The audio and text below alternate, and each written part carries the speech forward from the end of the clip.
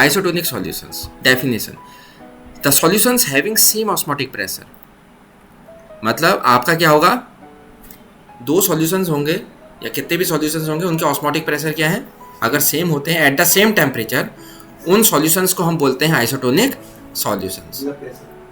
जैसे एग्जांपल के लिए हम देखेंगे, पहले कैरेक्टरिस्टिक देख लेते हैं. क्या हो रहा है, आपका इक्वल ऑस्मोटिक प्रेशर होता है सॉल्यूशंस का, कंसंट्रेशन भी उनका क्या होता है, इक्वल रहेगा, और कोई नेट ऑस्मोसिस नहीं होता है. देखो कभी भी मूवमेंट होता है तो क्यों होता है, अगर प्रेशर ग्रेडियंट आपका क्या होता है, प्रेजेंट होता है. यानी कि अगर प्रेशर डिफरेंस होगा तभी तो चीज़ें मूव करेंगी, अगर प्रेशर बराबर हो जाएगा तो मूवमेंट नहीं होगा. ठीक है, चलिए. तो आइसोटोनिक सॉल्यूशन इक्वल सॉल्यूट का कंसंट्रेशन होगा, है ना, और नो नेट मूवमेंट होगा वाटर का कोई मूवमेंट नहीं होगा. ठीक है, मूवमेंट हो रहा होगा लेकिन जो रेट होगा लेफ्ट से राइट और राइट से लेफ्ट जाने का, वो रेट बराबर होगा, तो आपको ऐसा लगेगा जैसे वाटर का कोई मूवमेंट नहीं हो रहा है. तो सेल रिमेन्स अनचेंज. जैसे आप देख रहे हो एक सॉल्यूशन है, अब ये इसमें वाटर मॉलिक्यूल्स हैं और इसमें कुछ सॉल्यूट के मॉलिक्यूल्स हैं, तो इसका कुछ कंसंट्रेशन होगा, इसका कुछ ऑस्मोटिक प्रेशर होगा, pi equal to CRT at a given temperature.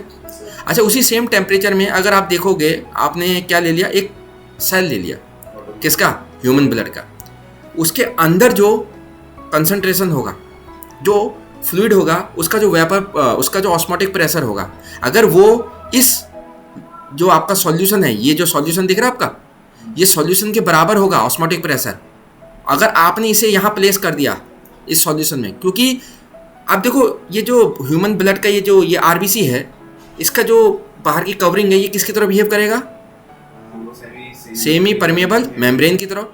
अंदर का फ्लूइड का ऑस्मोटिक प्रेशर और बाहर के फ्लूइड का ऑस्मोटिक प्रेशर क्या है, बराबर है. तो अगर मूवमेंट होता है लेट्स से वाटर मॉलिक्यूल्स का, तो दोनों डायरेक्शन में रेट क्या होगा, अंदर से बाहर, बाहर से अंदर, सेम होगा. तो नेट मूवमेंट हुआ, कुछ नहीं हुआ, तो अंदर और बाहर का कंसंट्रेशन क्या रहेगा, एज इट इज. समझ में आया. तो आप क्या कहोगे, no net osmosis is taking place. तो लास्ट में क्या इफेक्ट रहा सेल में, सेल रिमेन्स नॉर्मल, ना लिक्विड या फ्लूइड बाहर आया ना अंदर आया, तो नो नेट मूवमेंट. तो आप समझ गए आइसोटोनिक सॉल्यूशन और उसका इफेक्ट. इसका एक एग्जांपल है, अगर आपने 0.91% NaCl सॉल्यूशन लिया, इसको नॉर्मल सैलाइन भी बोलते हैं, ये आइसोटोनिक होता है किसके साथ, ह्यूमन ब्लड के साथ. लेकिन ह्यूमन ब्लड में इतना NaCl होता है, ऑस्मोटिक प्रेशर, ये सॉल्यूशन आपने लिया है, किसी भी चीज़ का सॉल्यूशन हो सकता है, आप जरूरी नहीं है वाटर में आपका NaCl ही हो, कुछ और भी हो सकता है, उसका ऑस्मोटिक प्रेशर आप मेजर करोगे, और जो ह्यूमन ब्लड है उसका जो ऑस्मोटिक प्रेशर है वो बराबर है. हमने थोड़ी नहीं कहा कि सॉल्यूट सेम है ना, हम तो ऑस्मोटिक प्रेशर की बात कर रहे हैं. अगर ऑस्मोटिक प्रेशर दो सॉल्यूशंस का इक्वल है तो वो सॉल्यूशंस क्या कहलाएंगे, आइसोटोनिक सॉल्यूशंस. समझ में आया, क्या हेडिंग है, आइसोटोनिक सॉल्यूशंस. तो यहाँ मैं एक एग्जांपल ले रहा हूँ, अगर आपने 0.91% NaCl या नॉर्मल सैलाइन सॉल्यूशन लिया, ये आइसोटोनिक होता है ह्यूमन ब्लड के साथ. अब आप जब भी इंजेक्ट करते हो, कोई मेडिकेशन करते हो, कोई मेडिसिन इंजेक्ट कर रहे हो, तो ये जो सैलाइन वाटर है या नॉर्मल सैलाइन है, NaCl का solution, it is use for intravenous injections, IV fluids के रूप में ये यूज होता है. क्योंकि जब आप इंजेक्ट करोगे, आप नहीं चाहोगे जब ब्लड में आपका डायरेक्ट मेडिसिन पहुंचेगी, तो आप नहीं चाहते हो कि सेल्स क्या हो जाए, उनमें कोई चेंज आए, वो बिल्कुल एज इट इज़ रहे. इसलिए आप जब मेडिकेशन आप अंदर पहुंचा रहे हो, किस में पहुंचाओगे, ह्यूमन ब्लड में, डायरेक्ट ब्लड में ही इंजेक्ट करोगे, तो आप ये चाहोगे कि RBCs को कुछ अफेक्ट हो, सेल्स को वो नॉर्मल रहे.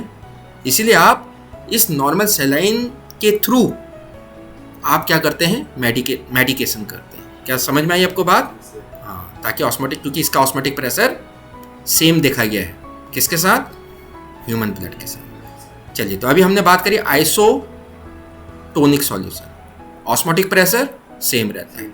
अच्छा, hypertonic solution, a solution having higher osmotic pressure. Let's say दो सॉल्यूशंस लिए आपने, एक का ऑस्मोटिक प्रेशर ज़्यादा है और एक का कम है.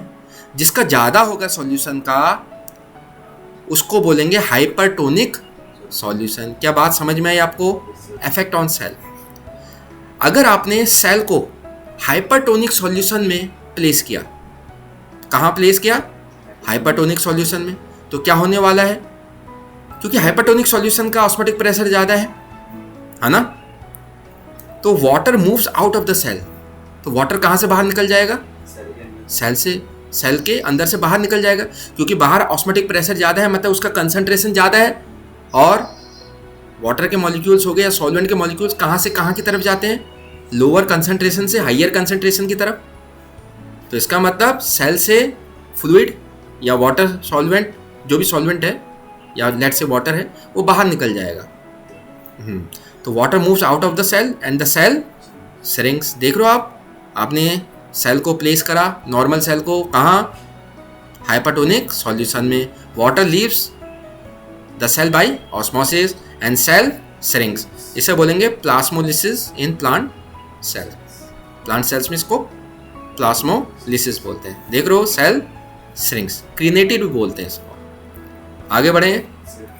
अच्छा, इसका एग्जांपल हाइपरटोनिक सॉल्यूशन का कंसंट्रेटेड साल्ट सॉल्यूशन। कंसंट्रेटेड, तो उसका कंसंट्रेशन कितना होगा? 0.91% से ज़्यादा ही होगा, क्योंकि 0.91% जो आपका सॉल्यूशन है साल्ट का, NaCl का, वो ऑस्मोटिक है। क्या है? सॉरी, उसका ऑस्मोटिक प्रेशर किसके बराबर है? ह्यूमन ब्लड के, है ना। चलिए अब आते हैं हाइपोटोनिक सॉल्यूशन। आप दो सॉल्यूशंस आपने लिए थे, एक का ऑस्मोटिक प्रेशर ज़्यादा है और दूसरे का अगर लेट से क्या होता है, कम है। Solution having lower osmotic pressure than another solution is called hypotonic solution. ये भी वैसा ही हुआ। कैसा हुआ? जैसे आपने एक लिया ह्यूमन ब्लड और एक लिया आपने ऐसा सॉल्यूशन जिसका ऑस्मोटिक प्रेशर ह्यूमन ब्लड से क्या है? कम है। कम होगा तो सॉल्वेंट के मॉलिक्यूल्स कहाँ से कहाँ को मूव करेंगे? हाँ, तो आपका सेल का क्या है? ऑस्मोटिक प्रेशर ज़्यादा, और बाहर वाला जो सॉल्यूशन आपने लिया उसका ऑस्मोटिक प्रेशर कम। तो जहाँ ऑस्मोटिक प्रेशर कम है वहाँ से क्या होगा? वाटर के या सॉल्वेंट के मॉलिक्यूल्स मूव करेंगे जहाँ हाइयर ऑस्मोटिक प्रेशर है। तो ह्यूमन ब्लड का ऑस्मोटिक प्रेशर क्या है? ज़्यादा। लेट से आपने ज़्यादा, उसके सामने, ह्यूमन ब्लड के सामने आपने ऐसा सॉल्यूशन लिया है जिसका ऑस्मोटिक प्रेशर क्या है? कम है। तो आपका वाटर के मॉलिक्यूल्स या सॉल्वेंट के मॉलिक्यूल्स लोअर ऑस्मोटिक प्रेशर से हायर ऑस्मोटिक प्रेशर सॉल्यूशन की तरफ मूव करेंगे। तो इस तरीके से आरबीसी के अंदर क्या हो जाएगा? वाटर फ्लो करेगा और इस तरीके से क्या होगा? स्वेलिंग होगी। तो effect on cell, water moves into the cell, ठीक है, water moves into the cell and the cell swells and may burst. तो cell swells and it may burst. तो हाइपोटोनिक सॉल्यूशन, लोअर सॉल्यूट का concentration होगा इसका, water enters the cell by osmosis, cell swells and may burst, और जो bursting होती है उसे क्या बोलते हैं? Haemolysis in animal cells. Example इसका, आपने प्योर वाटर लिया है और वेरी डाइल्यूट साल्ट सॉल्यूशन, मतलब 0.91% NaCl सॉल्यूशन जो है उससे भी कम कंसंट्रेशन होगा, 0.8, 0.7, 0.6। Got it? चलिए कंपैरिजन कर लेते हैं। क्या लर्न किया हमने? आइसोटोनिक, सेम ऑस्मोटिक प्रेशर, अगर सॉल्यूशंस का है तो आइसोटोनिक सॉल्यूशन। हाइपरटोनिक, जिसका वो सॉल्यूशन जिसका ऑस्मोटिक प्रेशर हाइयर है। हाइपोटोनिक, जिसका लोअर ऑस्मोटिक प्रेशर है। आइसोटोनिक सॉल्यूशन में कोई ऑस्मोसिस नहीं होता है। Water moves out in hypertonic, और हाइपोटोनिक में क्या होगा? Water moves in. इसमें आरबीसी या ह्यूमन ब्लड का क्या होता है? सेल का स्वेलिंग हो जाती है। यहाँ सेल रिमेन्स अनचेंज, यहाँ सेल हाइपरटोनिक में सेल क्या करेगा? श्रिंक करेगा, क्योंकि उसमें से वाटर मूव्स आउट। यहाँ सेल क्या करेगा? स्वेल करेगा in the case of hypotonic. चलिए अब everyday applications of osmosis. Carrots, wilted carrots जो मुरझा जाते हैं, they become fresh after keeping in water. तो आपने देखा होगा जो वेजिटेबल्स वाले होते हैं, सब्जी बेचते हैं जो, वो बहुत बार क्या करते हैं? छिड़काव करते हैं पानी का सब्जियों के ऊपर। क्यों? इससे उनके अंदर क्या होता है, थ्रू ऑस्मोसिस पानी वापस आ जाता है। क्योंकि अगर पानी निकल जाता है तो बिल्कुल मुरझा जाते हैं, जैसे कैरेट, समझ में आ रहा है, वो बिल्कुल मुरझा जाएगा। लेकिन जैसे ही आप पानी उसका छिड़काव करते हो, थ्रू ऑस्मोसिस पानी उसके अंदर आ जाता है और वो फिर से कैसा हो जाता है, बिल्कुल fresh. Raw mango shrinks in concentrated salt solution due to loss of water. तो आपको क्या करना है, रॉ मैंगो में से पानी निकालना है, तो आप कंसंट्रेटेड साल्ट सॉल्यूशन में उसे प्लेस कर देते हो। फ्लावर्स, विल्टेड फ्लावर्स, मुरझाए हुए flowers become fresh because water enters by osmosis. आप पानी का छिड़काव करते हैं, पानी देते हो तो वो अगेन फ्रेश हो जाते हैं। फूड प्रिजर्वेशन में भी काम आता है। Salt and sugar remove water from, समझ में आया? अगर आपने उसमें साल्ट या शुगर डाला हुआ है तो उससे क्या होगा, माइक्रो ऑर्गेनिजम्स में तो water comes out and they will die and this food is preserved. चलिए अब हम बात करते हैं रिवर्स ऑस्मोसिस। तो ऑस्मोसिस का क्या होगा, जस्ट अपोजिट होगा। चलिए, reverse osmosis, when pressure greater than osmotic pressure is applied on the solution side, the direction of osmosis is reverse. अगर आपको ऑस्मोसिस को प्रिवेंट करना है तो आपको सॉल्यूशन साइड की तरफ कितना प्रेशर अप्लाई करना पड़ेगा, ऑस्मोटिक प्रेशर के बराबर। लेकिन आपने अगर ज़्यादा कर दिया तो ऑस्मोसिस अब रिवर्स हो जाएगा। This process is called reverse osmosis. Flow chart, pressure अगर आपने ज़्यादा अप्लाई करा than osmotic pressure, direction of osmosis reverse हो जाएगी, water moves from solution to pure solvent की तरफ आ जाएगा, ठीक है, और क्या हो जाएगा, रिवर्स ऑस्मोसिस। अच्छा, रिवर्स ऑस्मोसिस का यूज़ हम डीसैलिनेशन प्लांट्स में करते हैं, डीसैलिनेशन ऑफ सी वाटर। इसका प्रिंसिपल क्या है, reverse osmosis is used to remove dissolved salts from sea water. Sea water में से आपको डिजॉल्व्ड साल्ट्स को अलग करना है, तो आपको क्या मिलेगा, प्योर वाटर। समझ में आया? इसकी प्रोसेस क्या है, सी वाटर आपने लिया, आपने डीसैलिनेशन प्लांट में इसको यूज़ किया। Now pressure greater than osmotic pressure अगर आप अप्लाई करते हो तो water passes through semi permeable membrane, pure water collected and salts remain behind. जैसे इसका प्रिंसिपल समझा देता हूँ। जैसे आप देख रहे हो ये बीच में क्या है, सेमी परमेबल मेम्ब्रेन, दिख रहा है आपको, एक मेम्ब्रेन लगे, यहाँ पे फ्रेश वाटर है और यहाँ पे क्या है, साल्ट वाटर। तो ऑस्मोसिस किस तरफ होगा नेचुरली, लेफ्ट से राइट डायरेक्शन में। क्या मानते हो इस बात को, है ना? तो इसका मतलब हमें इस सॉल्यूशन साइड से, ये मोर कंसनट्रेटेड है ना, साल्ट वाटर ज़्यादा कंसनट्रेटेड, इस तरफ से मेरे को प्रेशर अप्लाई करना पड़ेगा। अगर ऑस्मोसिस रोकनी है तो ऑस्मोटिक प्रेशर के बराबर प्रेशर अप्लाई करूँगा, लेकिन मेरे को रिवर्स ऑस्मोसिस करना है। तो रिवर्स ऑस्मोसिस के लिए मैं प्रेशर ग्रेटर देन पाई या ऑस्मोटिक प्रेशर अप्लाई करूँगा। उससे क्या होगा, साल्ट वाटर में जो भी सॉल्वेंट के पार्टिकल्स है वाटर, वो इधर को फ्लो करना शुरू कर देंगे और आपको प्योर वाटर आप कलेक्ट कर सकते हैं। क्या समझ में आया प्रिंसिपल? तो ऐसे ही आपका आरओ जो घर में लगे होते हैं उसमें भी यही होता है। तो water moves to fresh water container और आपको through reverse osmosis pure water मिलता है। क्या समझ में आई बात? चलिए, यूजेस कहाँ हैं रिवर्स ऑस्मोसिस के?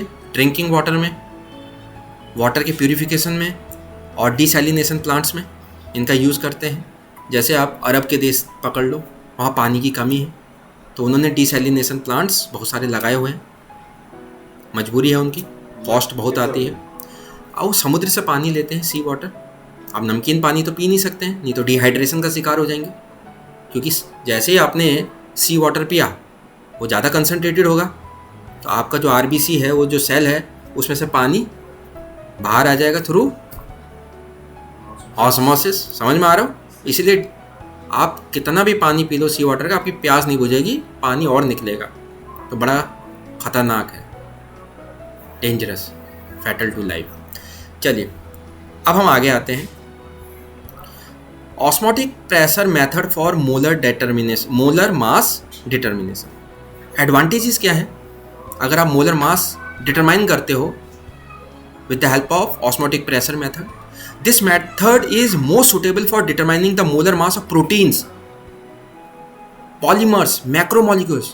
जो बड़े बड़े मॉलिक्यूल्स होते हैं, बिग मॉलिक्यूल्स, उनके मोलर मास को फाइंड आउट करने में ये मेथड बड़ा हेल्पफुल है. बाकी मेथड्स हेल्पफुल नहीं है. कौन कौन से मेथड्स थे और कौन सी क्वालिटेटिव प्रॉपर्टीज थी जो मोलर मास फाइंड आउट करते थे? Relative lowering of vapour pressure, elevation in boiling point, depression in freezing point, and fourth one is osmotic pressure. तो आखिर ये इतना सुटेबल क्यों है कि जो हैवियर मॉलिक्यूल्स होते हैं उनके मोलर मास को डिटरमाइन करने में ये method osmotic pressure method is very suitable and helpful. Reasons क्या है पढ़ लेते हैं. Osmotic pressure can be measured accurately even in very dilute solution में भी आप इसे क्या कर सकते हैं, ऑस्मोटिक प्रेशर को आप मेजर कर सकते हैं. अगर ऑस्मोटिक प्रेशर अच्छे से एक्यूरेटली मेजर कर लिया तो मोलर मास भी आ जाएगा through formula. Proteins and polymers decompose at very high temperature. High temperature में ये डिकम्पोज हो जाएंगे. जब मॉलिक्यूल्स रहेंगे ही नहीं तो आप किस सॉल्यूशन का आप, है ना, मतलब किस मॉलिक्यूल का या सॉल्यूट का आप मोलर मास निकालोगे जब मॉलिक्यूल्स ही नहीं रहेंगे. Therefore boiling point elevation and freezing point depression methods are not suitable. Osmotic pressure measurements are performed at room temperature. इनको आप रूम टेम्परेचर में परफॉर्म कर सकते हो osmotic pressure. Hence biological molecules remain stable. और रूम टेम्परेचर में हमारे जो बायोलॉजिकल मॉलिक्यूल्स हैं, प्रोटीन्स हो गया, जो भी हैं मैक्रोमॉलिक्यूल्स, ये स्टेबल रहते हैं. तो ये भी फ़ायदा है. It uses molarity instead of molality. It uses molarity instead of molality. इसका क्या फ़ायदा है मोलैरिटी यूज़ करने का? मोलैरिटी निकालना बड़ा आसान होता है. नंबर ऑफ मोल्स पता होने चाहिए सॉल्यूट के, divided by volume of the solution in litre. Molality में आपको फिर सॉल्वेंट का अलग से क्या मेजर करना पड़ेगा, mass of the solvent in KG. तो पहले सॉल्यूशन का मास मेजर करो और फिर सॉल्वेंट का निकालो. उससे अच्छा है सीधा वॉल्यूम ही देख लो ना बीकर में, सॉल्यूशन का कितना है इन लीटर्स. ये बड़ी काम की चीज़ें हैं which makes it this method more suitable for this type of molecules. चलिए अब आपका न्यूमेरिकल आता है, तो इस न्यूमेरिकल को करते हैं. करें, चलिए. Now 200 centimetre cube of an aqueous solution of a protein. तो आपके पास क्या है, प्रोटीन है और वाटर है. एक्वस सॉल्यूशन का मतलब ही है कि सॉल्वेंट क्या होगा, पानी. 200 centimetre cube of an aqueous solution of a protein contains 1.26 gram of the protein. 1.26 ग्राम, यहाँ पे मैं डेटा लिख देता हूँ. The osmotic pressure of such a solution. ये क्या है, एक सॉल्यूशन है. सॉल्यूशन का वॉल्यूम तो आपको पता है ना कितना है, 200 सेंटीमीटर क्यूब. 1 सेंटीमीटर क्यूब का मतलब 1 ml. तो 200 सेंटीमीटर क्यूब मतलब 200 ml, है ना. ऑस्मोटिक प्रेशर आपको दे रखा है इस सॉल्यूशन का. This is solution. कितना दे रखा है ऑस्मोटिक प्रेशर, टेम्परेचर भी दे रखा है इसका 300 केल्विन. 2.57 इंटू 10 की पावर -3 बार में दे रखा है. Calculate the molar mass. और आपको क्या निकालना है, प्रोटीन.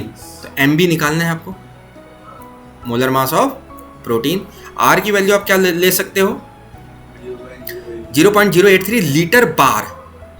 ये वॉल्यूम आपको किस में लेना है, R की वैल्यू आपको बता देगी वॉल्यूम किस में लेना है, लीटर.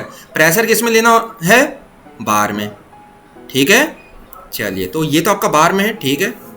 और ये मिलीलीटर है तो इसको लीटर में कन्वर्ट कर देंगे 1000 से डिवाइड करके. ठीक है, चलिए आगे बढ़ते हैं. तो पाई इक्वल टू क्या लगा देंगे, CRT, क्योंकि हमारा मोलर मास कहाँ छुपा हुआ है, C में छुपा हुआ है. तो इसको क्या लिख सकते हैं, N/V RT पाई. यहाँ से N में हमारा छुपा हुआ है मोलर मास, तो पाई V इक्वल टू क्या हो जाएगा, NRT. दैट इज N में आपका क्या हो जाएगा, mass of the solute upon molar mass RT pi V. यहाँ से MB अलग कर देते हैं, तो MB क्या हो जाएगा, WB RT upon pi V. अब इसकी वैल्यूज़, इनकी वैल्यूज़ रखो. तो WB की कितनी वैल्यू हो जाएगी, 1.26. R की कितनी वैल्यू लोगे, 0.083 दिया है, थैंक यू. और उसके बाद टेम्परेचर कितना है 300 300 केल्विन डिवाइडेड बाय पाई कितना दिया है 2.57 इंटू 10⁻³ बार में दिया है। तो ये सब चेक करना यूनिट्स, ठीक है। इंटू वॉल्यूम कितना है 0.2 तो ये हो जाएगा 1000 से डिवाइड करो 0.2 लीटर। तो जब आप इसको मैथमेटिकली सॉल्व करोगे तो आपकी वैल्यू आएगी 61039 ग्राम पर मोल। तो ये मोलर मास हो जाएगा इतना ग्राम पर मोल। समझ में आया? अब ये मोलर मास से पता चल रहा है ये एक बड़ा मॉलिक्यूल है, हैवी मॉलिक्यूल। इसको 1000 से डिवाइड करो 61 किलो पर मोल। एक मोल का वेट कितना होगा 61 किलो। समझ में आया? इसको करते हैं, पढ़ो। तो ये क्या कह रहा है, calculate the osmotic pressure of a solution. एक सॉल्यूशन आपको दे रखा है, ऑब्टेन्ड बाय मिक्सिंग। कैसे बना है 100 ml of 3.4% solution of urea. तो आपने एक यूरिया लिया है, यूरिया क्या है 3.4% यूरिया का क्या है सॉल्यूशन है, और उसका कितना ml ले रखा है 100 ml ले रखा है। एंड दूसरा और आपने क्या लिया है 1.6% सॉल्यूशन किसका है केन शुगर का।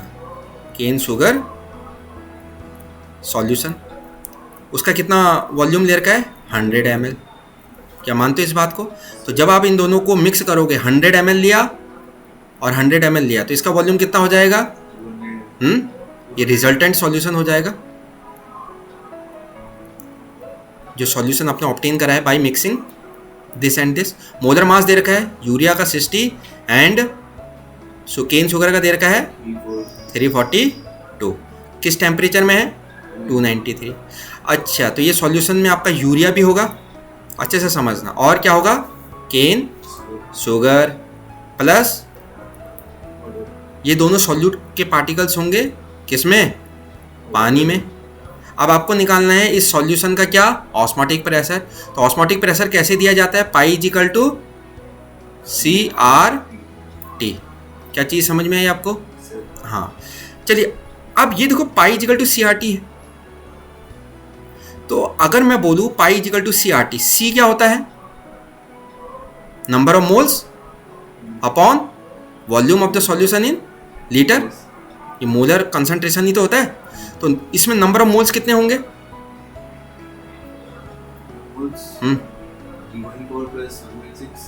ये तो परसेंटेज दे रखा है ना। आपने 3.4% सॉल्यूशन लिया है, तो 3.4% सॉल्यूशन का मतलब क्या होता है? जब भी कभी ऐसा दिया होगा तो मैंने आपसे क्या बोला है, इसका मतलब ये मास बाय वॉल्यूम होगा। तो 3.4% सॉल्यूशन का मतलब क्या होगा 3.4 ग्राम क्या होगा यूरिया कितने में 100 ml सॉल्यूशन में। समझ में आया?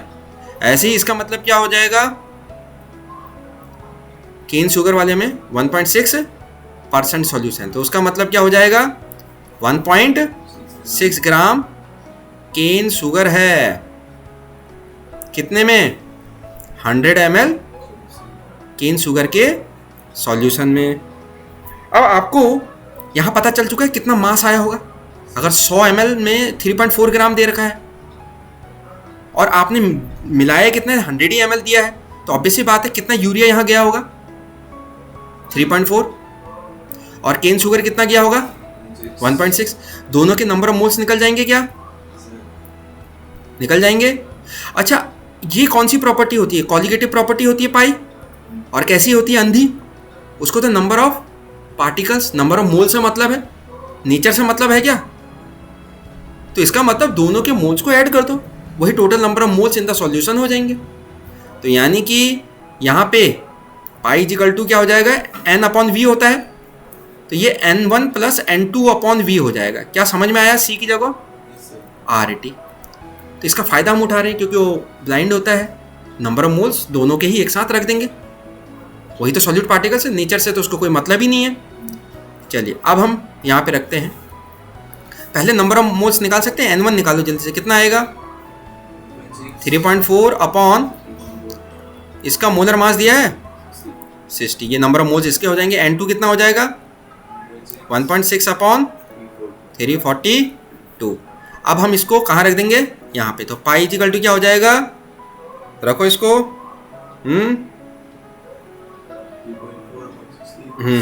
तो ये हो जाएगा 3.4 अपॉन 60 प्लस 1.6 अपॉन 342। आर की वैल्यू कितनी हो जाएगी, वॉल्यूम कितना हो जाएगा 100 ml प्लस 100 ml कितना हो जाएगा 200 डिवाइडेड बाय 1000। आर की वैल्यू कितनी रखोगे 0.083। वॉल्यूम किस में होगा, लीटर में। प्रेशर किस में आएगा, बार में, ऑस्मोटिक प्रेशर, तो इसकी यूनिट क्या आएगी, बार आएगी, ठीक है। और टेम्परेचर किस में होना चाहिए, केल्विन। कितना टेम्परेचर दिया था 293। अब जब आप इसको सॉल्व करोगे तो ये वैल्यू कितनी आएगी 7.46। क्या यूनिट आएगी इसकी, बार। बार आएगी कि क्या आएगी, अच्छे से देखो, एक सेकेंड, हाँ बार दिए ना, तो 7.46 बार। कोई ऐसी चीज जो समझ में ना आई हो यहाँ पे पूछ लो। तो मैंने क्या करा, ये चीज समझनी इंपॉर्टेंट थी। 3.4% सॉल्यूशन ऑफ यूरिया, इसका मतलब मास बाई वॉल्यूम की बात कर रहा है, तो 3.4 gram in 100 ml, m by V, V क्या होगा वॉल्यूम ऑफ सॉल्यूशन, कितना ml में, 100 ml में कितना ग्राम है 3.4, और उसने 100 ml ही मिला रखा, तो हमें पता चल गया 3.4 ही है। अगर 200 ml मिलाता तो मास को दुगना कर देते, तो यहाँ दुगना मास हो जाता। क्या ये चीज़ समझ में आई आपको, हाँ इस चीज़ को समझना इंपॉर्टेंट था। नंबर ऑफ मोल समझ में आ गए, मैंने क्यों एक साथ करा, नहीं तो आप ऐसे भी कर सकते हो, ऐसा करो पाई1 निकाल दो इसका, पाई1 इजिकल टू CRT और पाई2 इजिकल टू केन शुगर का, दोनों का ऑस्मोटिक प्रेशर जोड़ लो, है ना, तब भी वही आएगा। देखो पाई1 प्लस पाई2, पाई की जगह क्या रखोगे C1RT, C की जगह N1 अपॉन, वॉल्यूम तो सेम ही रहेगा ना दोनों सॉल्यूट्स के लिए, तो N1 upon V RT plus इसके लिए क्या हो जाएगा CRT, N2 upon V RT, N1 plus N2 plus हो जाएंगे, RT कॉमन आ जाएगा अपॉन V। तो क्या यही तो फॉर्मूला लगाया मैंने, क्या ये चीज़ समझ में आई आपको। आप ऐसे भी कर सकते थे अलग से, इसका ऑस्मोटिक प्रेशर अलग से निकालो, यूरिया का, केन शुगर का अलग से निकालो और फिर ऐड कर दो, तो ये आपका कौन सा मेथड हो जाएगा, एलिटर, अल्टरनेटिव मेथड। क्या समझ में आया आपको, चलिए तो ये क्या करें, इसको होमवर्क दें या करना है, होमवर्क दे देते हैं। चलिए अब लास्ट टॉपिक है हमारा एब्नॉर्मल मोलर मास। ये मतलब कौन से हैं यहाँ पे, ऐसे ही है, बड़ा इंपॉर्टेंट है, लास्ट टॉपिक है ये, एब्नॉर्मल मोलर मास। समटाइम्स क्या होता है, the molar mass obtained experimentally, आपने एक्सपेरिमेंटली मोलर मास निकाला यूजिंग कॉलिगेटिव प्रॉपर्टी, आपने फॉर्मूले सारे यूज कर लिए, आपको पता ही है हर कॉलिगेटिव प्रॉपर्टी जनरली क्या देता है, the molar mass of the solute, जो भी सॉल्यूशन में सॉल्यूट आपने ऐड करा है चाहे अननोन ही क्यों ना हो, उसका मोलर मास वो आपको दे देगा। लेकिन जब हमने ये कॉलिगेटिव प्रॉपर्टीज का यूज करके मोलर मास निकाला, दे does not match the theoretical molar mass, जो फॉर्मूला दे रहा है मोलर मास एक्चुअल में हमने निकाला तो ये नहीं आया, जो थ्योरेटिकल मोलर मास आना चाहिए था, जो फॉर्मूला दे रहा है आपको, वो मोलर मास एक्सपेरिमेंटली हमें नहीं मिला, जबकि फॉर्मूला जो बोल रहा है उतना ही मिलना चाहिए था। तो सच मोलर मास जो हमें मिल रहे हैं उनको हम बोलेंगे एबनॉर्मल मोलर मास, क्योंकि नॉर्मल तो हुए नहीं, जो फॉर्मूला दे रहा है आपको वो होना चाहिए था, है ना। तो नॉर्मल मोलर मास मतलब जो आपने कैसे निकाला है, फॉर्मूले का यूज करके, थ्योरेटिकल मतलब फॉर्मूला, थ्योरी में आप क्या यूज करते हो, फॉर्मूला। आपको मोलर मास एक्यूरेट निकालना है। तो क्या कंडीशंस हैं? The solute should be dilute, solute कैसा होना चाहिए? डाइल्यूट। अगर कंसनट्रेटेड होगा सॉल्यूट, अगर सॉल्यूशन कंसनट्रेटेड होगा तो उसमें बहुत ज़्यादा क्या होंगे सॉल्यूशन में? सॉल्यूट के पार्टिकल्स। अब सॉल्यूट के पार्टिकल्स सॉल्वेंट मॉलिक्यूल्स के साथ तो इंटरेक्ट कर रहे होंगे, लेकिन सॉल्यूट के पार्टिकल इतने ज़्यादा हैं कि वो पास पास होंगे और वो आपस में भी क्या करेंगे? इंट्रैक्शन। तो इससे जो आपकी कॉलिगेटिव प्रॉपर्टीज़ है वो फिर सॉल्यूट के नेचर पे भी डिपेंड करेगी, जबकि कॉलिगेटिव प्रॉपर्टीज़ सॉल्यूट के नेचर पे डिपेंड नहीं करती है। इसलिए हम चाहेंगे कि सॉल्यूशन हमेशा कैसा रहे? डाइल्यूट। डाइल्यूट रहेगा, बहुत ज़्यादा पानी ऐड कर दोगे तो सॉल्यूट पार्टिकल दूर दूर हो जाएंगे, क्योंकि वॉल्यूम बढ़ गया तो सॉल्यूट पार्टिकल्स दूर दूर हो जाएंगे। अब उनके बीच में क्या इंटरेक्शन होगा? नहीं। और दूसरा, अगर आपको करेक्ट मोलर मास निकालना है, solute should not undergo association और डिसोसिएशन। अगर एक पार्टिकल या एक मॉलिक्यूल टूट के 2 या 3 हो गए तो नंबर ऑफ पार्टिकल्स बढ़ेंगे या नहीं? बढ़ जाएंगे ना, क्योंकि कॉलिगेटिव प्रॉपर्टी को तो वो अंधा होता है, उसको तो टच करना है बस, कितने पार्टिकल्स हैं। अब एक टूट के 3 हो गए तो उसको कितना लगेगा? एक पार्टिकल है कि 3? अरे एक ही तो टूटा है 3 में, तो 4 कहाँ से हो गए? 3 हुए ना। हाँ, तो उसको 3 पार्टिकल लगेंगे। तो अब वो अपनी वैल्यू क्या करेगा? चेंज कर देगा, क्योंकि नंबर ऑफ मोल्स अलग लिखेगा वो, तो कॉलिगेटिव प्रॉपर्टीज की वैल्यू भी अलग आ जाएगी। समझ में आ रहा है? ये प्रॉब्लम हो जाती है। इसलिए मॉलिक्यूल्स ना एसोसिएट हो। अब लेट से 2 पार्टिकल थे तो कॉलिगेटिव प्रॉपर्टी की वैल्यू उसी हिसाब से आएगी। अब 2 मिलके 1 हो गए तो कॉलिगेटिव प्रॉपर्टी को क्या लगेगा? 1 है, तो उसके हिसाब से वो वैल्यू देगा। तो हमारी मोलर मास की वैल्यू नॉर्मल आ रही कि एबनॉर्मल? एबनॉर्मल आ रही है। तो यानी कि मॉलिक्यूल्स या सॉल्यूट के पार्टिकल्स को ना तो एसोसिएट होना है और ना डिसोसिएट होना है, जितने हैं उतने ही रहने चाहिए। और दूसरा, सॉल्यूशन कैसा होना चाहिए? डाइल्यूट होना चाहिए। रिमेंबर, कैसा सॉल्यूशन होना चाहिए? Dilute, no association and no dissociation. ये कंडीशन है ताकि आपका मोलर मास एक्यूरेट आए। अच्छा, causes of abnormal molar mass, there are 2 causes. या तो एसोसिएशन होता है या फिर ये 2 मेन कॉजेज हैं। चलिए एसोसिएशन के बारे में पढ़ लेते हैं। 2 और मोर सॉल्यूट मॉलिक्यूल्स, 2 या 2 से ज़्यादा सॉल्यूट मॉलिक्यूल्स ये कंबाइन होते हैं to form larger molecule. Associate बोलेंगे जो लार्जर मॉलिक्यूल बना है। जैसे आपके n नंबर ऑफ ए के पार्टिकल्स हैं। ए के पार्टिकल्स कितने हैं? n। वो सब आपस में मिल गए तो एक ही पार्टिकल बन गए वो, उसको हमने नाम दे दिया AN।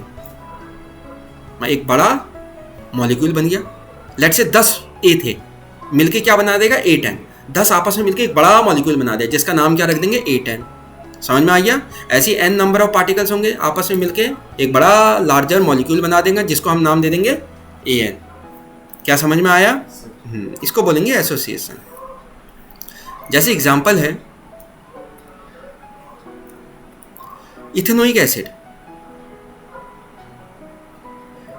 जैसे एग्जाम्पल है इथेनोइक एसिड, इसके 2 मॉलिक्यूल CH3COH, CH3 दिख रहा है आपको? CH3COOH। इसका मॉलिक्यूल कैसे बनाते हैं? CH3COOH दिख रहा है? अच्छा, मैंने दूसरी जगह भी सेम मॉलिक्यूल बना रखा है। मैंने दूसरी जगह भी क्या बना रखा है? तो इसको मैं ऐसे लिख सकता हूँ, देखो CH3COH ऊपर लिख दिया और डबल बॉन्ड O भी था, वो मैंने ऐसे लिख दिया। अब इन दोनों को मैं पास लाया, ये इसके पास O है और इसके पास H है, तो क्या बन जाएगा? Hydrogen bonding. इसके पास O है और इसके पास भी H है, तो क्या बन जाएगा? तो एक्सटेंसिव या एक्सेसिव हाइड्रोजन बॉन्डिंग हो रही है। अब 2 मॉलिक्यूल इस बॉन्डिंग के कारण कितने हो गए? 1 मॉलिक्यूल हो गए। क्या समझ में आया? ऐसी बेंजोइक एसिड का मॉलिक्यूल है, 2 मिलके आपस में 1 बन जाते हैं। कौन सी बॉन्डिंग हो रही है? दे फॉर्म डाइमर्स, मतलब डाई का मतलब 2 आपस में मिलके एक डाइमर बनाते हैं। और किसके कारण? Due to hydrogen bonding. इसको एसोसिएशन बोलेंगे। अब एसोसिएशन हुआ, उसमें क्या होता है? नंबर ऑफ पार्टिकल्स डिक्रीज करेंगे। क्यों? क्योंकि एसोसिएट हो गए, दो मिलके एक हो रहे हैं, दो मिलके एक हो रहे हैं। तो कॉलिगेटिव प्रॉपर्टीज क्या होंगी? ऑब्वियसली बात है, नंबर ऑफ पार्टिकल्स पे डिपेंड करती है। जितने ज़्यादा नंबर ऑफ पार्टिकल उतना ज़्यादा उनकी वैल्यूज कॉलिगेटिव प्रॉपर्टीज़ की। अगर नंबर ऑफ पार्टिकल डिक्रीज करेंगे तो कॉलिगेटिव प्रॉपर्टीज़ की वैल्यू भी डिक्रीज करेगी, और कॉलिगेटिव प्रॉपर्टीज़ की वैल्यूज डिक्रीज करेगी तो ऑब्जर्व्ड मोलर मास इंक्रीज करेगा। जैसे आपने फॉर्मूले पढ़े होंगे, जैसे पाई इजिकल टू, एक कॉलिगेटिव प्रॉपर्टी ले लिया, pi is equal to C R T, pi is equal to N upon V R T, pi B is equal to N को क्या लिख सकते हैं? Given mass upon molar mass R T. अगर आप ध्यान से देखो तो जो ये मोलर मास है, मोलर मास सॉल्यूट का, और जो कॉलिगेटिव प्रॉपर्टी है, चाहे कोई भी कॉलिगेटिव प्रॉपर्टी पकड़ लो, relative lowering of vapour pressure, या फिर एलिवेशन इन बॉइलिंग पॉइंट, या फिर डिप्रेशन इन फ्रीजिंग पॉइंट, सब में मोलर मास ही निकाल रहे थे। आप देखना है कि मोलर मास अगर यहाँ है तो कॉलिगेटिव प्रॉपर्टी यहाँ होगी, हमेशा क्या होगी? इनवर्स रिलेशन होगा।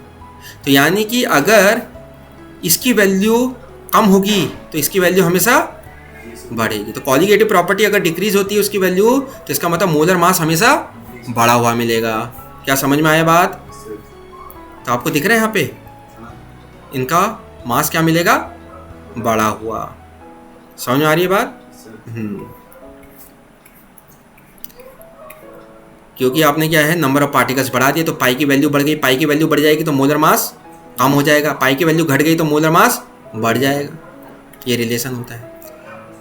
चलिए फ्लो चार्ट देख लेते हैं। एसोसिएशन जब होता है तो पार्टिकल्स डिक्रीज करते हैं, कॉलिगेटिव प्रॉपर्टीज डिक्रीज करती है, ऑब्जर्व मास हमेशा नॉर्मल मोलर मास से क्या आएगा? ज़्यादा आएगा। नॉर्मल मोलर मास मतलब जो आप थ्योरेटिकल वैल्यू आपकी जो आती है तो उससे ज़्यादा ही आएगी, है ना? अब हम बात करते हैं डिसोसिएशन ऑफ सॉल्यूट मॉलिक्यूल्स। जो इलेक्ट्रोलाइट्स होते हैं, जैसे आप स्ट्रॉन्ग एसिड ले लो, स्ट्रॉन्ग बेस ले लो, या फिर आप साल्ट्स ले लो, वो टूट जाते हैं।